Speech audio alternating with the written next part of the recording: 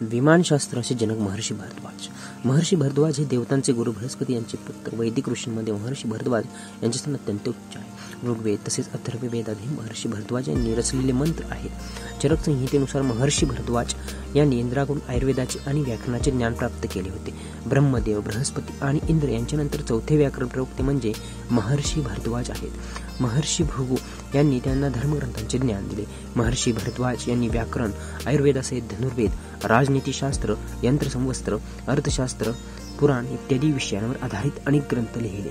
ते शिक्षण शास्त्री, राजतंत्र, मर्मज्ञ, अर्थशास्त्री, शस्त्रविद्या, विरासत, आयुर्वेद, विधिवेत्ता, अभियांत्रिकी विशेषज्ञ आणि मंत्रद्रष्टा होते. महर्षी भारद्वाज विमानशास्त्राचे जनक. विमानशास्त्राचे मुख्य जनक महर्षी भारद्वाज आहेत. महर्षी भारद्वाज अद्भुत प्रतिभासंपन्न विमानशास्त्री होते. राईट बंधूंनी विमानाचा शोध लावला असे म्हटले जाते, परंतु राईट बंधूंच्या 2,500 वर्षांपूर्वी भारद्वाज ऋषींनी विमानशास्त्र ग्रंथ लिहिला. केवळ माणसांना वाहून नेणारे विमानेच नव्हे, विमानशास्त्रामध्ये अंतराळयान, युद्ध करणारी विमाने, विमान अदृश्य करण्याचे शास्त्र आदी उल्लेखांचे वर्णन केले जाते.